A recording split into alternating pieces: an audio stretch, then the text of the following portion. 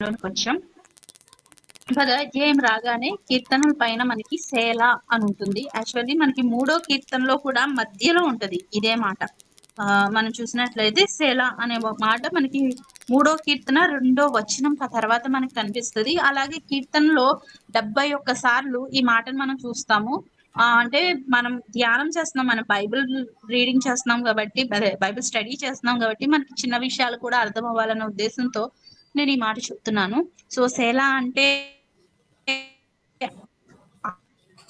ఆగండి, వినండి, చూడండి అనే మాటలు అర్థం వస్తాయంట. ఒరిజినల్ గా సెల అనేది ఒక మ్యూజిక్ అంటే మ్యూజికల్ లాంగ్వేజ్ ఉంటది కదా, దానిలో ఒక పదంగా తీసుకుంటున్నారు. ఎగ్జాక్ట్ ట్రాన్స్లేషన్ అనేది ఇప్పటి వరకు కూడా ఎవరికి తెలియదు. కానీ ఆ మాటకి అర్థం ఏంటంటే ఆగాలి, వినాలి, చూడండి. అంటే మనం దేవుని వాక్యంలో కూడా, అంటే కీర్తనలు అనగానే అన్ని ఏమవుతాయండి, అన్ని పాటలే. సో పాటల మధ్యలో దేవుడు కూడా మనకి ఏం చెప్తున్నారంటే మన జీవితంలో కూడా కొన్నిసార్లు ఆగాలి, వినాలి, అదే విధంగా మనం చూడాలి. సో అలా చేస్తేనే మనం కూడా లైఫ్ లో కరెక్ట్ వేలో ముందుకు వెళ్తాం అనమాట. పాటని ఏకతాటిగా పాడినప్పుడు కొంచెం ఇబ్బందిగా ఉంటది, కానీ ఎక్కడ ఆపాలో అక్కడ ఆపాలి. అలాగే దేవుని వాక్యంలో కూడా మనం మన జీవితంలో ఎక్కడ ఆగాలి, ఎక్కడ మొదలెట్టాలనే విషయాలు తెలుసుకోవాలనే మాటని మనం ఈ మాటను బట్టి తెలుసుకోవచ్చు అనమాట. ఇక 10వ అధ్యాయంలోకి మనం వెళ్ళినట్లయితే ఈ 10వ అధ్యాయం నేనైతే ఒక 3 పార్టీషన్ గా చేయొచ్చు. మొదటి 2 వచనాలు క్వశ్చన్ అడుగుతారు దావీదు గారు, దేవుణ్ణి 2 క్వశ్చన్స్ అడిగారు. ఆ క్వశ్చన్స్ కి ఆన్సర్ కాదండి, ఆ క్వశ్చన్స్ ఎందుకు అడిగారు అన్న విషయం, అంటే ఆ క్వశ్చన్స్ వలన ఉన్న అసలు కారణం ఏంటి అనేది మిగిలిన 3వ వచనం నుంచి 11వ వచనం వరకు కూడా మనకు కనిపిస్తుంది అనమాట. ఆ తర్వాత 12వ వచనం నుంచి 17వ వచనం వరకు కూడా ఒక జడ్జిమెంట్ పాస్ చేయ తండ్రి అన్నట్లుగా, ఒక శిక్ష విధించండి అన్నట్లుగా దావీదు గారు దేవుని అడగడం మనం చూస్తాం. 18వ వచనంలో కూడా ఒక మంచి మాటని దేవుడు ఇక్కడ తెలియజేయడం జరిగింది. ఈ విషయాలను మనం క్లియర్ గా అర్థం చేసుకోగలిగితే మన 10వ అధ్యాయాన్ని పూర్తిగా అర్థం చేసుకున్నట్లే అనమాట. సో మొదటిగా ఆ క్వశ్చన్స్ ఏంటి అని మనం చూస్తే దావీదు గారు అడుగుతున్నారు, దేవా నీవెందుకు దూరంగా నిల్చున్నావు, ఆపత్కాలంలో నీవెందుకు దాగి ఉన్నావు. 2 మాటలు దేవుణ్ణి దావీదు గారు అడుగుతున్నారు. ఏంటి అంటే మొదటిగా నువ్వు దూరంగా ఎందుకున్నావు, నెక్స్ట్ ఏమడుగుతున్నానంటే నేను ఆపదలో ఉన్నప్పుడు నువ్వు ఎందుకు దాక్కున్నావు. నిజానికి దేవుడు దూరంగా ఉండేవారా అంటే కాదు కాదు కదండి. ఆయన చెప్పారు, నా అరచేతులలోనే నేను చెక్కుకున్నాను అని దేవుడు ఎన్నోసార్లు చెప్పారు. సో ఆయన దూరంగా ఉండేవారు కానే కాదు.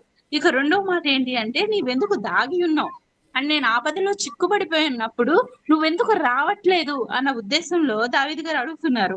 సో దేవుడు దాగి ఉన్నారా అంటే ఆయన దాగి ఉండడానికి ప్లేసే లేదు. ఎందుకంటే సర్వోన్నతుడు ఆయన, ఆయన ముందే మనందరం ఉంటాం, కానీ ఆయన దాక్కోవడం అనేది జరగదు. మరి ఈ మాటలు ఎందుకు దావీదు అంటున్నారు అంటే తను చూసిన బాధ, తనకి కలిగిన వేదనను బట్టి దావీదు ఈ క్వశ్చన్స్ తో ఈ యొక్క కీర్తనని మొదలు పెట్టారు. అంటే ఆయన ఎన్నోసార్లు ఆపదల్లో చిక్కుకుపోయారంట, ఎన్నోసార్లు వేదనతో కృంగిపోతున్నారు. కానీ దేవుని దగ్గర నుంచి ఏమి రాలేదు అంటే సమాధానం రాలేదు, ఆన్సర్ అనేది రాలేదు. ఎందుకు అనే విషయం దావీదుకి కూడా చాలా బాధను కలిగిస్తుంది అనమాట. అందువలనే ఆయన ఈ క్వశ్చన్స్ అడుగుతూ తన బాధతో ఈ క్వశ్చన్స్ అడుగుతున్నారు. సో ఈ క్వశ్చన్స్ అడగడానికి అసలైన కారణం ఏంటి అంటే దుష్టుల్ని దావీదు గారు చూస్తున్నారంట. దావీదు గారే కాదు, ఈ లోకంలో మనం కూడా ఎటువంటి దృష్టిని చూస్తున్నాం. ఈ దుష్టుల యొక్క ఆలోచనలు, అంటే వారు చేసే పనులు ఎలా ఉన్నాయి అనే విషయాన్ని దావీదు గారు వివరిస్తూ వస్తున్నారు. ఏంటి అనేది మొదటిగా మనం చూస్తే దుష్టుడు అనగానే అతనికి మెయిన్ గా, అంటే ఫస్ట్ ఉండే ఒక క్వాలిటీ ఏంటి అంటే, సారీ దాన్ని క్వాలిటీ అనకూడదు, దుష్టుడు ఉండే ఒక పెద్ద బుద్ధి ఏంటి అంటే గర్వము. గర్వంతో రగిలిపోతాడంట దుష్టుడు.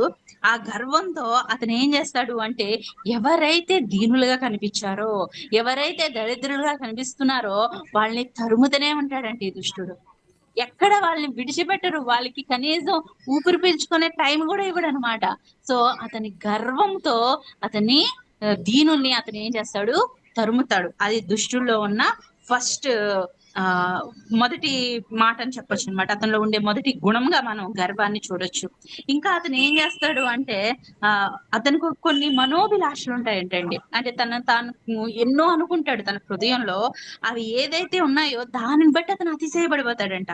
అంటే మిగతా వాళ్ళు ఎస్ నువ్వు చెప్పింది కరెక్ట్ అని చెప్పే వరకు అతను ఆలోచించాడు. అతనికి ఒక ఆలోచన పుట్టడం ఆలస్యము, దానిని బట్టి అతనే సంతోషించి అతనే అతిశయపడతాడు. అంటే తను ఏం చెప్తే అది జరగాలి అనేది దుష్టునికున్న మరొక ఆలోచన. ఇంకా అతను ఏం చేస్తాడు అంటే దుష్టుల్లోనే లోబులు కూడా అంటారంటండి. లోబులు అంటే మీ అందరికీ తెలుసని అనుకుంటున్నాను. సో లోబులు అంటే వాళ్ళు తినరు, పక్కన వాళ్ళని తినమనరు, కానీ అన్ని ఏదో దాసేసుకోవాలి అన్నట్లుగా లోపల పెట్టేసుకుంటూ ఉంటారు. ఎక్కడా కూడా అంటే తన అవసరానికి కూడా డబ్బులు తీయడు. అటువంటి వాళ్ళని లోబులు అంటారు. వాళ్ళంతా కూడా దుష్టుల జాతిలో ఒక జాతి అన్నమాట. వీళ్ళు ఏం చేస్తున్నారంట, దేవుణ్ణి తిరస్కరిస్తున్నారు. సర్వోన్నతుడైన దేవుడు ఉన్నాడు, మనల్ని క్రియేట్ చేసిన ఒక క్రియేటర్ ఉన్నారనే విషయాన్ని కూడా వాళ్ళ ఆలోచనలోనికి తెచ్చుకోరంట. దేవుణ్ణే తిరస్కరిస్తారంట. తిరస్కరించడమే కాదు, వాళ్ళు పొగరు ఎంత రేంజ్కి వెళ్ళిపోతుంది అంటే అసలు దేవుడు విచారణే చేయడు. మనం ఎన్ని పాపాలన్నా చేయొచ్చు ఈ భూమి మీద, దేవుడు అనేవాడు లేడు, ఆయన నన్ను చూడడు అంటే దేవుడు ముందు జడ్జిమెంట్ ఇవ్వడంటారంట. ఎట్ ది సేమ్ టైం అసలు దేవుడే లేడు అని కూడా వాళ్ళు చెప్తారు. వీళ్ళనే మనం నాస్తికులు అని పిలుస్తాం కదా. ఈ కాలంలో చాలా మంది ఉన్నారు నాస్తికులు. చాలా చాలా కంట్రీస్ లో ఎక్కువైపోతున్నారు ఈ నాస్తికత్వం అనేది. అసలు దేవుడే లేడు అనే తలంపు ఎక్కువగా జనాల్లో మనం చూస్తున్నాం. అలాంటి వాళ్ళు ఏమంటున్నారు అంటే నువ్వెన్ని పాపాలన్నా నీకేం రాదు, శిక్ష రాదు, నువ్వు ఎలాంటి పరిస్థితిలో ఉన్నా ఉండు, నువ్వేమీ కావు, నువ్వు చచ్చిపోతావు అంతే, మళ్ళీ పుట్టేస్తావు అని కొంతమంది, మళ్ళీ పుట్టవు అని ఇంకొంతమంది, ఇంక ఏదైనా ఈ భూమి మీద ఉన్నంత వరకే అని ఇంకొంతమంది. వీళ్ళందరూ కూడా ఎవరు అంటే నాస్తికులు. వాళ్ళ తలంపు ఏంటి అంటే దేవుడు లేడు, దేవుడు విచారణ చేయడు, దేవుడు వల్ల ఏమీ కాదు అన్నట్లుగా వాళ్ళు మొదలు పెడుతుంటారంట. అంటే వాళ్ళ స్లోగన్స్ వాళ్ళు చెప్తారు. ఇవే మొదటి చెప్పాను కదండి, వారి మనోభిలాషను బట్టి వాళ్ళు ఏం చేస్తారు, అతిశయిస్తారు. ఈ నాస్తికులు కూడానంట చాలా విచిత్రమైన మాటలు చెప్తూ, దేవుడు లేడు అని ప్రూవ్ చేయడానికి చాలా చాలా మాటలు చెప్తూ, వాళ్ళ మాటలను బట్టి వాళ్ళు ఏం చేస్తున్నారు, అతిశయపడుతున్నారు. ఈ మాటలు చదువుతుంటే నిజంగా ప్రెసెంట్ ఉన్న పరిస్థితిలో కూడా ఇలాంటి వాళ్ళు లేరంటారా? ఉన్నారు కదా, ఇటు చూస్తున్నా ఉన్నారు. ఈవెన్ యూట్యూబ్ లో కూడా కొంతమంది మేము నాస్తికులము, వాళ్ళు లేరు వీళ్ళు లేరు అంటూ చాలా వాదనలు, అంటే వీళ్ళు దేవుడు కాదు అన్నట్లుగా ఎన్నో వాదనలు మొదలైపోతున్నాయి. ఒకానొక సమయం వరకు కూడా యేసుక్రీస్తు గారు భూమి మీద సంచరించిన విషయం అందరూ ఒప్పుకున్నారు.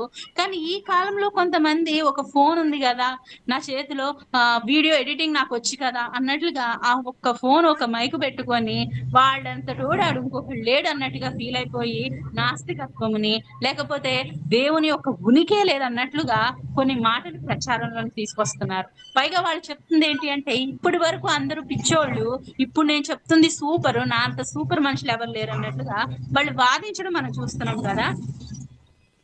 సో ఇదంతా ఎందుకు జరుగుతుంది అంటే వీళ్ళందరూ కూడా ఎవరి అండర్ లోకి వస్తున్నారు, దుష్టుని అండర్ లోకి వస్తున్నారు. సో దుష్టుని అండర్ లోకి వచ్చాడంటే ఈ దుష్టుడు ఎవరు అంటే సాతాను యొక్క అండర్ లోకి ఎవరైతే వస్తున్నారో వాళ్ళందరికీ కూడా సాతాను పోలికలు వస్తున్నాయన్నమాట.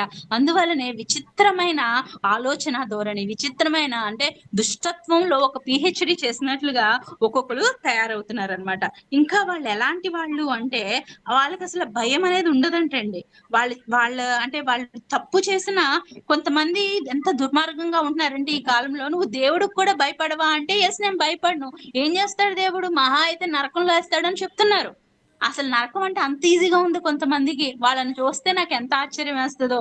నరకానికి డెఫినేషన్ కూడా వీళ్ళకి కనీసం తెలీదు, కానీ నోరు ఉంది కదా అని ఇష్టం వచ్చిన మాటలు ఈ దుష్టులు మాట్లాడతారనమాట. అలాంటి వారి కొరికే ఇక్కడ దావీదు గారు రాసుకొస్తున్నారు. వాళ్ళు ఇంకా ఏమనుకుంటున్నారంట, వారికి శత్రువులు ఉన్నారంట, కానీ వాళ్ళని కూడా వీళ్ళు ఏం చేయరు, పట్టించుకోరు. ఇంకా వాళ్ళు చెప్పే మాట ఏంటి అంటే నేను కదల్చబడను, తరతరములు నేను ఇలాగే ఉంటా, నేను ఎంత కాలం అవ్వండి, నా దగ్గర బోల్డ్ డబ్బు ఉంది, నాకు ఆస్తుంది, నన్ను ఎవ్వరు ఏం చేయలేరు, ఎవ్వరు నన్ను ఏం పీకలేరు, సో నేను కదలడం అనేది అసాధ్యము అన్నట్లుగా వీళ్ళు బిహేవ్ చేస్తారంటండి. ఇంకా వాళ్ళు ఏం చేస్తారంట, వారి నోరు విప్పి శాపాలంటే తెలుసు కానీ ఒక్కొక్కరిని నాశనం చేయాలనే ఆలోచనతో కూడిన శాపపు వచనములు, కపటమైన మాటలు, ఇంకా వంచనతో కూడిన మాటలతో వాళ్ళ యొక్క నాలుకని ఉపయోగిస్తారంటండి. అంటే వాళ్ళ నోటి నుంచి ఒక మంచి మాట వస్తుందా అంటే నో, ఒక్కడు కూడా రాదనమాట. వాళ్ళు ఎప్పుడూ కూడా పక్కన వారి నాశనమును వాళ్ళు కోరుకునే వారిగా ఉంటారట. ఇంకా వాళ్ళ కోసం చెప్తున్నారు ఆయన. సో పల్లెటూర్లు ఉంటాయి కదా, కొన్ని రకాలైన పల్లెటూరుల్లో కొన్ని ప్లేసెస్ ఉంటాయి. కొంచెం అంటే మన సిటీస్ లో ఎక్కువ మనం 10 గంటల వరకు కూడా మోస్ట్లీ అటు ఇటు చాలా మంది తిరుగుతారు. కానీ పల్లెటూర్లు అనేసరికి చీకటి పడగానే ఎక్కువగా బయటికి రారు.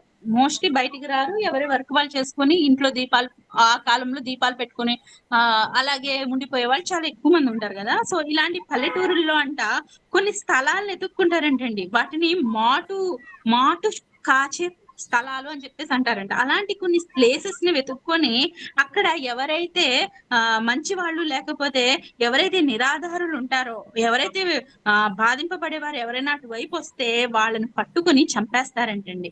నిరాధారులు అంటే మంచి వ్యక్తులు ఎవరైతే ఉన్నారో, డబ్బున్న వాళ్ళు ఎవరైతే అటువైపు అనుకోకుండా వస్తే వాళ్ళ కోసం కాపు కాసి, స్పెషల్ గా ఒక ప్లేస్ ని పెట్టుకొని కాపు కాసి మరి వాళ్ళని ఏం చేస్తారంట, చంపుతున్నారంట.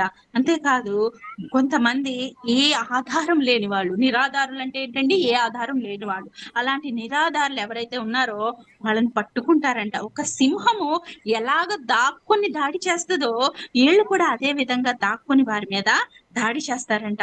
ఈ మాట చదివినప్పుడు ప్రెసెంట్ ఉన్న సైబర్ క్రైమ్ అంటారు, మనందరికి చాలా వరకు అందరికి ఈ కాలంలో తెలిసిపోయింది. ఏంటి అంటే ఫోన్ చేస్తారు, నేను పలానా బ్యాంక్ మేనేజర్ నండి, లేకపోతే పలానా ఇది మీ మీ యొక్క ఏటీఎం బ్లాక్ అయిపోయింది, లేకపోతే మీ మీ అకౌంట్ కి ఏదో అయిపోయింది, లేదా మీ దాంట్లో ఎంతో డబ్బులు వచ్చేసినాయి, ఇలాంటి స్కాములు చేస్తుంటారు కదా. వాళ్ళు ఏంటి, డబ్బు లేని వాళ్ళు కాదండి ఇలాంటి స్కాములు చేసే వాళ్ళందరూ కూడా, బాగా తెలివి ఎక్కువైపోయిన వాళ్ళు చేస్తుంటారు. వాళ్ళు ఏం చేస్తారు, ఫోన్ చేసి చాలా మంచిగా వంచన మాటలు మాట్లాడి మన దగ్గర ఉన్న డబ్బుని ఏం చేస్తారు, దోచుకుంటున్నారు. అంతేకాదంట, రీసెంట్ గా కూడా ఇంకొక సైబర్ స్కైమ్ నేను చూస్తాను. యవనస్తులు లేకపోతే ఇప్పుడు మగవాళ్ళకైతే ఆడవాళ్ళని, ఆడవాళ్ళకైతే మగవాళ్ళని చూసంట ఫోన్ చేసి, నీకు ఫ్రెండ్ లేరా, నువ్వు ఎలోన్ అంటే నువ్వు ఒక్కళ్ళవే ఉన్నావా, నేను నీతో మాట్లాడతాను అని చెప్పేసి ఒకళ్ళు మాట్లాడడం మొదలు పెడతారంట. నిజానికి వాళ్ళు లో కూడా మనకి తెలియదు కానీ వాళ్ళు చాలా మంచి మాటలు మాట్లాడినట్టుగా, నీకు నేను చాలా లేకపోతే స్నేహితురాల్ని, నీకు నీ లైఫ్ లో ఎవరు లేవు అన్నట్లుగా మాటలు మాట్లాడి వారి దగ్గర ఉన్న డబ్బు, అంతేకాదు వారి యొక్క అంటే చూడకూడని కొన్ని వీడియోలు కూడా వాళ్ళు సంపాదించి, డబ్బు తీసురా అని చెప్పేసి వాళ్ళని చిత్రవద చేసేస్తారంటండి.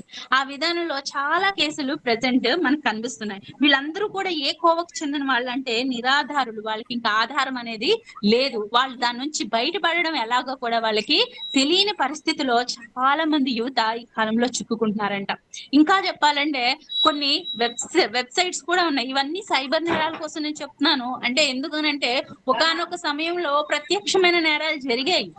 వాటి వల్ల చాలా మంది అలర్ట్ అవ్వడం మొదలైపోయారు. కానీ ఈ సైబర్ నేరాల నుంచి అలర్ట్ అవ్వడం చాలా కష్టంగా అయిపోయింది అనమాట.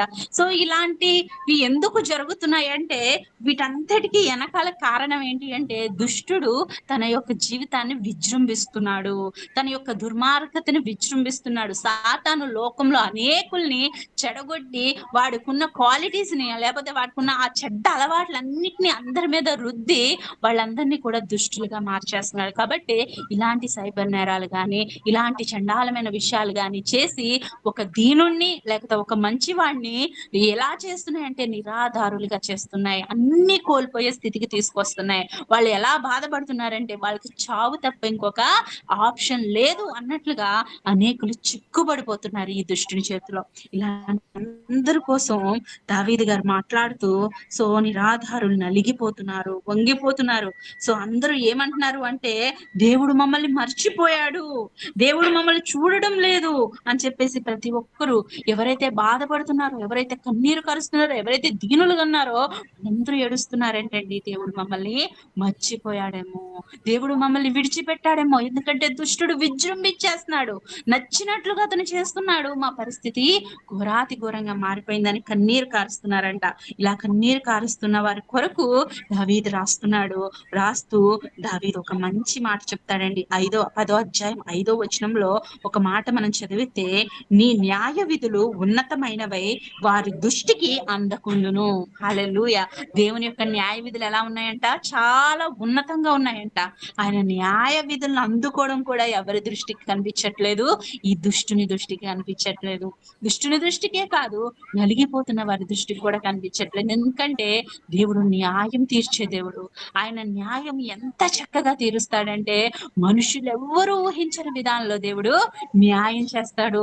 మనుషులందరూ అనుకుంటారు అయిపోయింది ఇంకా వీళ్ళ పని. షడ్రక్, మేషక్, అబేద్నెగోను వంటి ముగ్గురు దేవుని బిడ్డల్ని నిలబెట్టారు, అయిపోయింది వీళ్ళ పని, అగ్నిగుణంలో వేసేసాం, ఇంకా కాలిపోయి ఉంటారు, బూడిదైపోయి ఉంటారు, ఇంకా వీళ్ళ పేర్లు ఈ లోకంలో వినబడవు. ఎవరైతే రాజును తిరస్కరించారో అలాంటి వాళ్ళు కూడా ఇలాగే పడిపోతారు, కాబట్టి ఇంకెవ్వరు దేవుడు అనే మాట ఎత్తరు అనుకున్నారంట. కానీ ఏమైందండి? నిరాధారులుగా వాళ్ళు ఉండిపోయారా అంటే నో. దేవుని న్యాయ విధులు ఎలాంటివి? చాలా ఉన్నతమైనవి. దేవుడు ఎంత ఉన్నతమైన వాడంటే ఆ అగ్నిలోనే దేవుడు ఏం చేశాడు? వాళ్ళ ముగ్గురిని సంరక్షణలోనికి నడిపించాడు. అగ్ని దాని తత్వాన్ని ఏం చేసింది? మరిచిపోయింది. అగ్ని పని ఏంటి? కాల్చేయడం. కానీ అది ఏం చేయగలిగింది?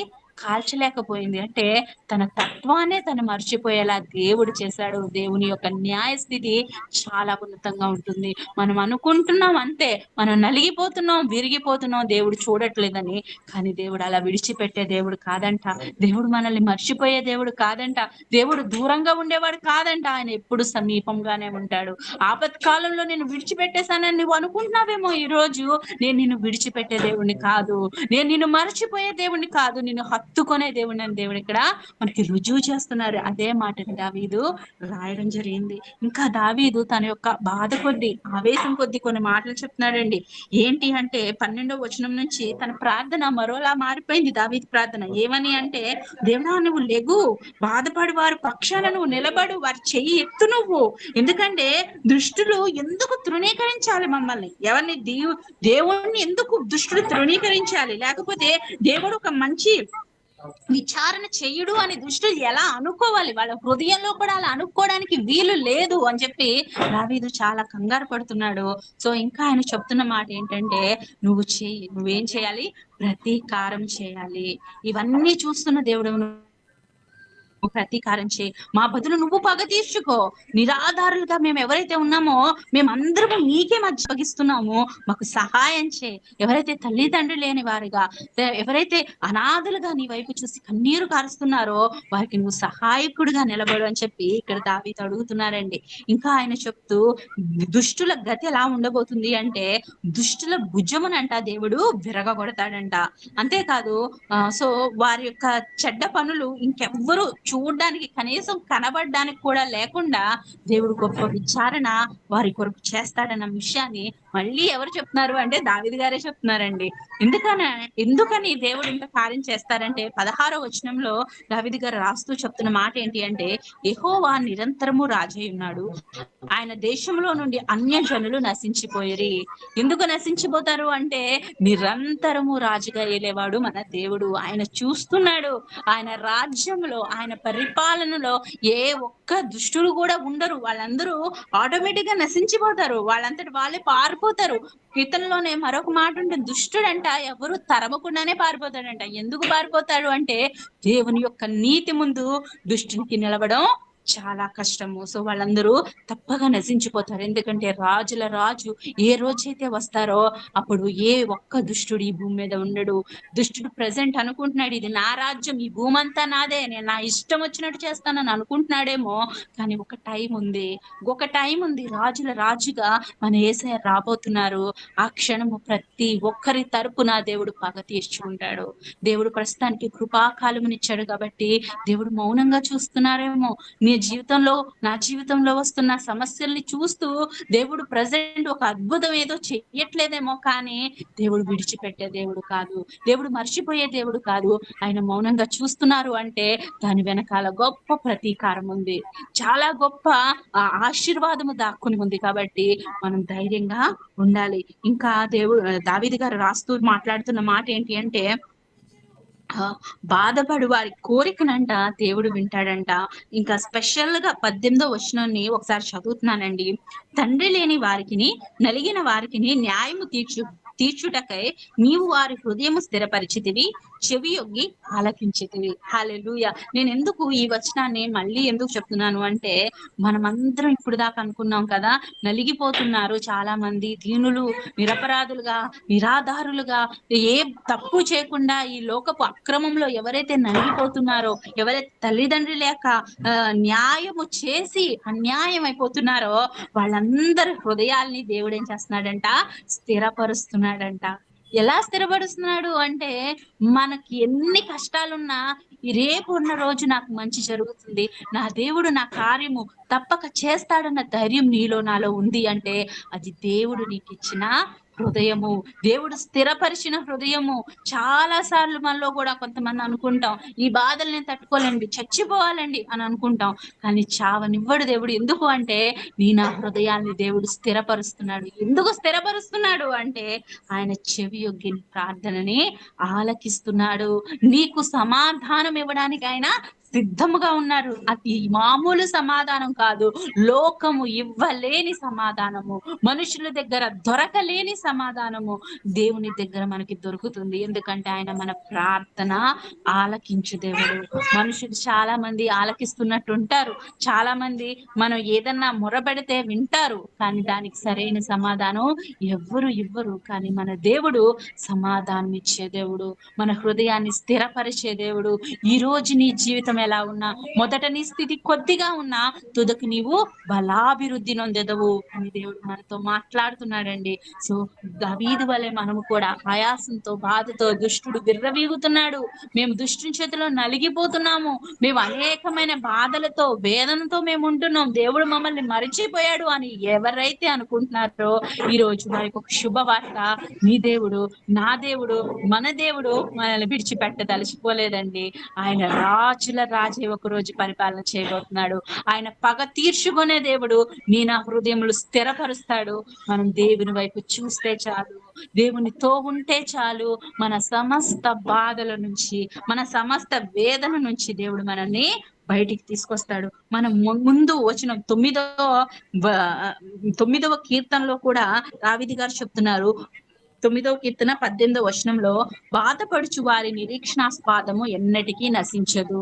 ఎవరైతే బాధతో దేవుని వైపు నిరీక్షణతో చూస్తున్నారో, వాళ్ళ యొక్క నిరీక్షణ ఎప్పటికీ నశించదండి. నశించదంటే నశించదు, ఎందుకంటే దేవుడు నిలబడతాడు మన పక్షాన. తిరిగి దేవుని దగ్గరికి మనం వెళ్ళినట్లయితే ఆయన ద్వారములు తెరుస్తారు, ఆయన అద్భుతములు చేస్తాడు, మన ప్రార్థనని తప్పక ఆలకిస్తాడు. అంత గొప్ప దేవుడు మనకున్నాడు కాబట్టి మనం ఏమీ కూడా కంగారు పడకూడదంట. ఈ దుష్టుల గతి ఎలా ఉంటుంది అని చెప్పి దావీదు గారే మళ్ళీ ఇక్కడ ఏం రాస్తున్నారంటే, వారు యోచించిన మోసక్రియలలో తామే చిక్కుకొందురుగాక. ఈ యొక్క దుష్టులంట, వీళ్ళు ఇన్ని యోచనలు, ఇంత చెడ్డ పనులు, ఇంత దుష్టత్వం చేసి ఫైనల్ గా వాళ్ళ స్థితి ఏమవుతుంది అంటే, వాళ్ళు ఏ మోసపు క్రియ తీసుకున్నారో దానిలో వాళ్ళే ఏమైపోతారు, చిక్కుకుపోతారు. ఎవరు తీసిన గోతులు ఎవరు పడతారండి, వాళ్ళే పడతారంట. అదే మాటనే తిరిగి దావీదు గారు కూడా మనకి తెలియజేస్తున్నారు. కాబట్టి ఈ దుష్టుల కోసం, ఈ దుర్మార్గుల కోసం మనం కన్నీరు కార్చడం మానేసి, దేవా మేము నిరాధారులమే కానీ మాకు ఆధారము నువ్వు, మాకు మార్గము నువ్వు అని చెప్పి మనం నిరీక్షణతో దేవుని వైపు చూసినట్లయితే, దేవుడు మన కొరకు ఒక దుర్గముగా నిలబడతారు, మన హృదయమును స్థిరపరుస్తారు, మన ప్రార్థనని ఆలకిస్తారు. కాబట్టి ఆయన వైపే మన హృదయాన్ని పెట్టుకుందాం. దావీదు వలె క్వశ్చన్స్ అడగడం మానేసి, దేవుని యొక్క ఆ యొక్క ఆన్సర్, దేవుని యొక్క అద్భుతం వైపే మన హృదయాన్ని పెట్టుకున్నట్లయితే, దేవుడు మనల్ని ఇంకా ఉన్నతంగా నిలబెట్టి మన జీవితాల్లో నిజమైన సమాధానం, వెలుగును అనుగ్రహిస్తారు. అట్టి భాగ్యం మనందరికీ కలగాలని కోరుకుంటూ, దేవుడి వాక్యమును మన వినికిడిలో దీవించునుగాక. ఆమేన్. ప్రార్థన. స్తోత్రార్హుడా గొప్ప దేవ, రాజుల రాజా తండ్రి, నీ సన్నిధానం చేరే భాగ్యం ఇచ్చావు, నీకు వందనాలు. నిజమే దేవా, ఎన్నో సందర్భాలలో ఎన్నో విషయాలు వింటున్నప్పుడు దుష్టుడు ఎందుకు ఇలా చెలరేగుతున్నాడు, మా జీవితంలో సమాధానం ఇంకెప్పటికీ రాదా, మేము ఎంతకాలం ఈ నరకంలో బ్రతకాలి అని చెప్పేసి కన్నీరు కారుస్తూ ఉంటామయ్యా. అయితే నీవు న్యాయవంతుడవు, న్యాయం చేసే దేవుడవు, నువ్వు ఎల్లకాలం విడిచిపెట్టే దేవుడవు కాదు, మా మొర ఆలకించే దేవుడవయ్యా. తండ్రి మాలోని ప్రశ్నలు కూడా తీసివే తండ్రి. తండ్రి నీవు మాకు సమాధానం ఇచ్చావు. ఆ సమాధానంలో బ్రతికే నిరీక్షణను మాకు దయచేయండి. బాధపడుచు వారి నిరీక్షణాస్పాదం నశించదని నీవు తెలియజేసావు దేవా. ఆ నిరీక్షణలోనే దేవా నీ వైపు చూస్తూ నిన్ను పట్టుకొని దేవ జీవించే హృదయం మాకు దయచేయండి. మాలో ఎంతమంది హృదయం అయితే స్థిరత్వము లేక ప్రశ్నల్లోనే ఉండిపోయామేమో ఆ ప్రశ్నలు విడిపించి స్థిరమైన హృదయం మాకు దయచేయండి. స్థిరమైన ఆత్మతో నీ వైపు చూసే హృదయం మాకు దయచేదేవా. నిరంతరము నీ చెప్పుచాట్లలో నీ వైపు చూస్తూ నీ కృపలో దేవా వర్ధిల్లే భాగ్యం మాకు దయచేయండి దేవా. మా శత్రువైన సాతాను నలగగొట్టబడడం దేవా, మా శత్రువుల విషయమై పగ తీర్చుకోవడం నీవంతని చెప్పావయ్యా.